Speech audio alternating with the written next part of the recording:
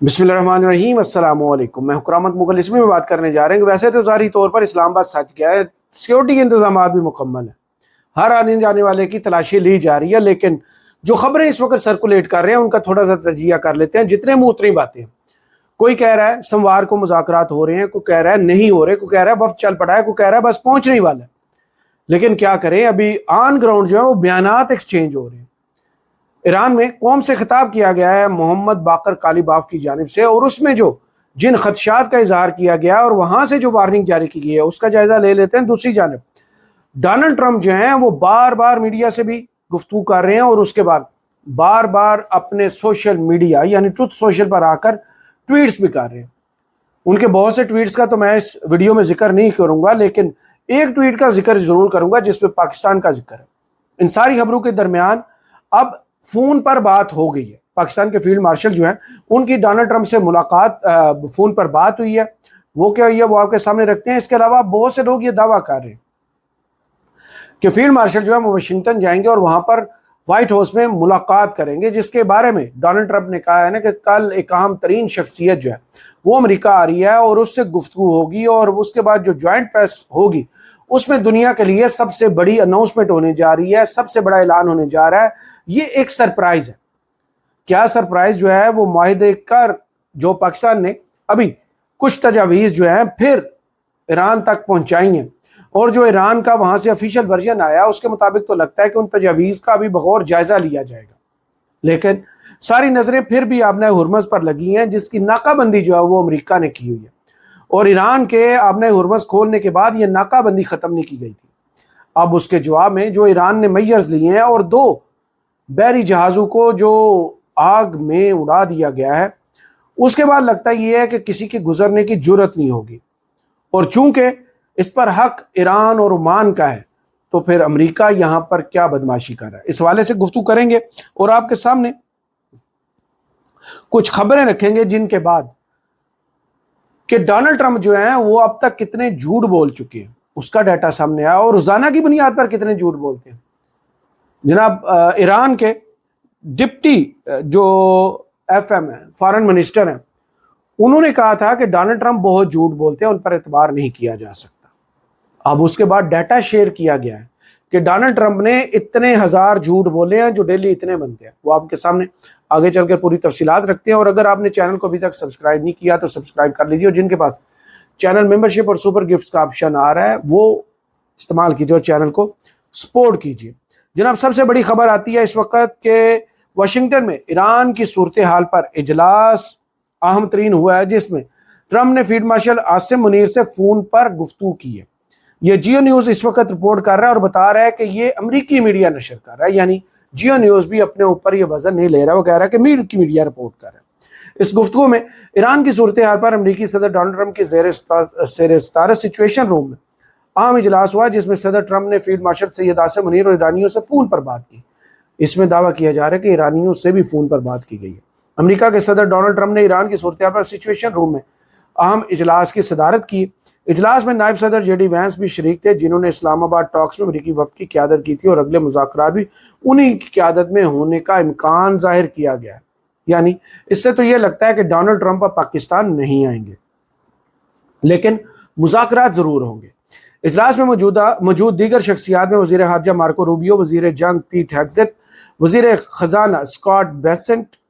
White house की chief of staff सूजी वाइल्स के अलावा अमेरिकी सदर के नुमाइंदे स्टीव विटकॉफ, CIA के डायरेक्टर जनरल रेडक्लिफ और जॉइंट चीफ्स के चेयरमैन डीन कैन भी मौजूद थे। सिचुएशन रूम में मुनक़दा इजलास में आबना हुर्मुज़ से मुतल्लिक नई सूरत हाल और ईरान से मुज़ाकरात पर बातचीत की गई है। और इसके अलावा अमेरिकी मीडिया के मुताबिक इजलास में सदर ट्रंप ने कम से कम एक मरतबा फील्ड मार्शल सैयद आसिम मुनीर और ईरानियों से फ़ोन पर बात की। वाज़ेह है कि यह इजलास ऐसे वक्त मुनक़्क़द किया गया जब 3 रोज़ बाद अमेरिका ईरान जंग बंदी की 15 रोज़ा मुद्दत ख़त्म हो रही है। सदर ट्रंप ने कहा था कि इसी हफ्ते डील मुतवक्के, ताहम अमेरिका ईरान मुज़ाकरात की नई तारीख ताहाल तय नहीं की जा सकी। हम अहम अमेरिकी ओहदेदार का कहना है कि अगर मुज़ाकरात में ब्रेक थ्रू ना हुआ तो आइंदा चंद रोज़ में जंग दोबारा शुरू हो सकती है। व्हाइट हाउस ने सिचुएशन रूम इजलास से मुतल्लिक़ ताहाल कोई ऑफिशियल बयान जारी नहीं किया। یہ ہے وہ خبر جو اس وقت تازہ ترین صورتحال کی عکاسی کرتی ہے۔ لیکن دوسری طرف اس خبر میں جو دعویٰ کیا گیا ہے، دوسری طرف کہ ایرانیوں سے فون پر بات ہوئی ہے، لیکن ایرانی تو کچھ اور کہہ رہے ہیں۔ وہ کہہ رہے ہیں کہ امریکہ نے کچھ تجاویز جو ہیں پاکستان کی ثالثی کے ذریعے بھجوائی ہیں، ان نئی تجاویز کا جائزہ لیا جا رہا ہے۔ یہ ایرانی نیشنل سیکیورٹی کونسل جو ہے ان کا بیان ہے۔ وہ کہتے ہیں آبنائے ہرمز سے گزرنے والے جہازوں کو سیکیورٹی اور خدمات کے بدلے فیس ادا کرنا ہوگی۔ اور اس خبر کی تفصیل اگر آپ کے سامنے رکھیں تو اس میں جن نکات کا جائزہ لیا جا رہا ہے وہ واضح طور پر انہوں نے بتا دیا۔ ایران کی نیشنل سیکیورٹی کونسل نے تصدیق کیا ہے کہ پاکستان کی حالیہ ثالثی کوششوں کے بعد امریکہ کی جانب سے نئی تجاویز موصول ہوئی ہیں۔ ایران ان تجاویز پر غور کر رہا ہے کہ ابھی ان تجاویز پر کوئی جواب دینا ہے یا نہیں۔ ایرانی میڈیا کے مطابق ایران کی سپریم نیشنل سیکیورٹی کونسل کی سیکریٹریٹ نے ہفتے کے روز جاری بیان میں کہا ہے کہ ایران اور ان کی مسلح افواج کی تاریخی مزاحمت کے بعد مخالفین کو فوجی میدان میں ناکامی کا سامنا کرنا پڑا، جس کے بعد امریکہ نے جنگ کے 10ویں دن سے جنگ بندی کی درخواستیں شروع کر دی تھی۔ مذاکرات کی درخواست کے بعد ایران نے پاکستان کی ثالثی کے ذریعے ایک مجوزہ فریم ورک کی بنیاد پر مذاکرات پر رضامندی ظاہر کی۔ آگے کافی لمبی چوڑی یہ خبر ہے، لیکن اس کا لب لباب یہی ہے کہ نئی تجاویز دی گئی ہیں جو پاکستان کے ذریعے وہاں پہنچائی گئی ہیں۔ ابھی ایران نے ان پر کوئی پوزیشن نہیں لی، اور جب تک وہ پوزیشن نہیں لیں گے اس وقت تک اگلے مذاکرات کا جو گرین سگنل ہے وہ ایران سے نہیں آئے گا۔ اس دوران ڈونلڈ ٹرمپ بار بار جو ہے آبنائے ہرمز پر بیانات جاری کر رہے ہیں۔ حالانکہ ایران کی جانب سے جو بیان کل جاری کیا گیا تھا کہ جناب ہم آبنائے ہرمز کو کھول دیتے ہیں پوری دنیا کے لیے، لیکن مقررہ راستے سے وہ گزرے اور پاسداران انقلاب سے رابطے میں رہ کر گزرے۔ اب ڈونلڈ ٹرمپ نے آبنائے ہرمز کو دوبارہ اس کی ناکہ بندی کا جو حکم دیا ہے اس کے بعد کہ ایران آبنائے ہرمز دوبارہ بند کرنا چاہتا ہے، لیکن وہ امریکہ کو بلیک میل نہیں کر سکتا۔ لو بھائی آپ بلیک میل نہ ہو، لیکن انہوں نے یہ آبنائے جو ہرمز ہے وہ بند کر دی ہے، آپ جا کے کھلوا لیجئے، کیونکہ پاسداران انقلاب نے یہ احکامات جاری کر دیے جو محمد باقر کالیباف صاحب نے قوم سے خطاب کیا ہے۔ اس میں بتا دیا ہے کہ اگر بغیر اجازت وہاں سے کوئی بھی جہاز گزرا تو اس کو اڑا دیا جائے گا۔ 2 جہاز جو ہے آج شپ ان پر فائرنگ ہوئی ہے، جن میں سے ایک انڈیا کا جہاز ہے جس کی ایک وائرل گفتگو اس کے کیپٹن کی اس وقت سوشل میڈیا پر ہے کہ وہ بار بار کہہ رہا ہے کہ ہمیں آپ نے اجازت دی، لسٹ پر میرا دوسرا نام تھا، لیکن بتایا جاتا ہے وہ بغیر اجازت کے گزر رہے تھے۔ اب ان خبروں کے درمیان جو ہے جو اپ ڈیٹس ہیں وہ آپ کے سامنے رکھتے ہیں ایران کی جانب سے اور امریکہ کی جانب سے جو اس وقت تیاریاں کی جا رہی ہیں۔ اسرائیل کی جانب سے بھی ایک بیان سامنے آیا کہ کسی وقت بھی وہ کہہ رہے ہیں کہ تیاریاں ہماری اس وقت جاری ہیں اور کسی وقت بھی ممکنہ جنگ کا دوبارہ آغاز ہو سکتا ہے۔ یہ اسرائیلی میڈیا رپورٹ کر رہا ہے، جو الجزیرہ اس وقت بتا رہا ہے۔ دوسری جانب جو پریس ٹی وی ہے وہ بھی کہہ رہے ہیں کہ ہماری تیاریاں ایران کی مکمل اس وقت جاری ہیں، ان سے جو ہے لغزش نہیں برتی جائے گی۔ اس دوران ایک جو خطاب قوم سے کیا گیا اور اس کے بعد آتے ہیں جو ڈپٹی فارن منسٹر ہیں ایران کے، انہوں نے جو ڈونلڈ ٹرمپ کے جھوٹ کے بارے میں کہا اور پھر مکمل کا مکمل اس وقت ڈیٹا جو ہے وہ سامنے آیا۔ اس پر جانے سے پہلے ذرا سن لیجئے جو کالیباف صاحب نے قوم سے خطاب کیا، اس کے مین نکات کیا۔ انہوں نے قوم سے خطاب میں کہا کہ میرے عزیز ہم وطنوں، آبنائے ہرمز ایران کے مکمل کنٹرول میں ہے۔ جب میں پاکستان تھا، یعنی پاکستان میں موجود مذاکرات کر رہا تھا، تو مجھے اطلاع دی گئی کہ امریکہ کا مائن سویپر یعنی جو بارودی سرنگیں ہیں ان کو صاف کرنے والا ایک بحری جہاز اسی جگہ پر ہے جہاں اگر وہ نہ رکا تو ایرانی میزائل یقیناً اس کو نشانہ بنا دے گا۔ میں نے امریکی وفد سے صاف کہہ دیا کہ تم نے اگر اس سرحد کے قریب آنے کی کوشش کی تو ہم اسے اڑا دیں گے، ایک قدم بھی نہ آگے بڑھانا۔ تو ایرانی وفد نے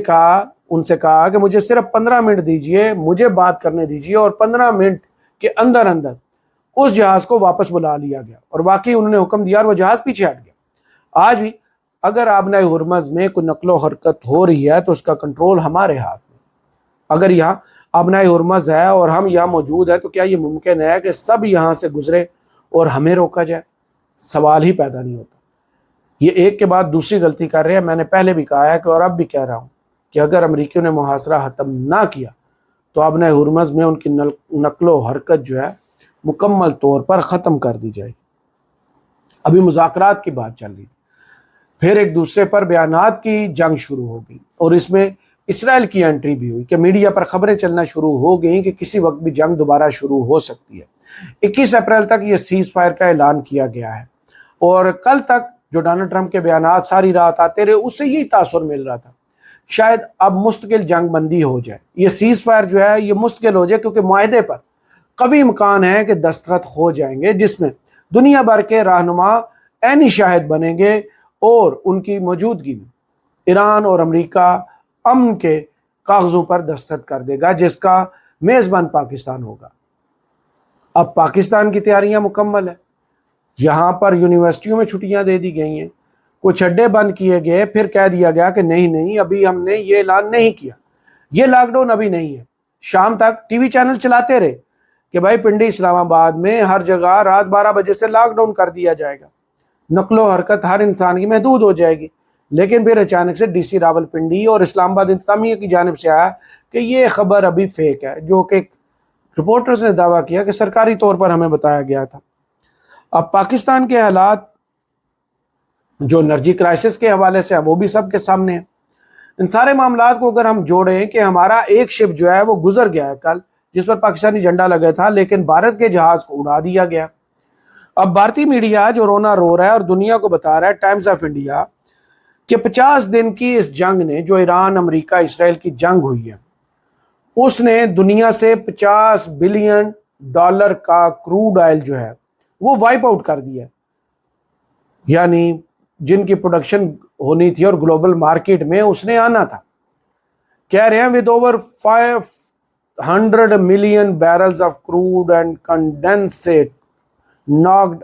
offline since the conflict began according to analysts and media reports، یعنی 50,000 ملین ریونیو جو ہے وہ کم آ گیا، کم ہوا ہے اس سے۔ اتنے دن کے اندر دنیا کو کتنا نقصان پہنچا ہے کہ 50 دن کے اندر $50 بلین کا کروڈ آئل جو ہے وہ وائپ آؤٹ ہوا ہے۔ دنیا کی اکانومیز اس وقت شیک کر رہی ہیں، اور جو ہمارے جیسے ملک ہیں جو چلتے ہی قرضوں کی بدولت ہے، ان کے حالات اس سے بھی ابتر ہیں، حالانکہ ہمارے لیے بڑی فیورٹ سچویشن فی الحال چل رہی ہے، ہمارے فیور میں چل رہی ہے۔ نہ تو سعودیہ نے ہمارا تیل بند کیا اور نہ ہی ایران نے ہمارا رستہ بند کیا، لیکن اس کے باوجود اب دیکھیں جو پیٹرول کی قیمتیں جہاں تک پہنچ چکی ہیں، جو انرجی کرائسس اس وقت لوڈ شیڈنگ کی صورت میں سب کے سامنے آیا ہے، جو LNG والا معاملہ اس وقت کھلنے والا ہے، اس حوالے سے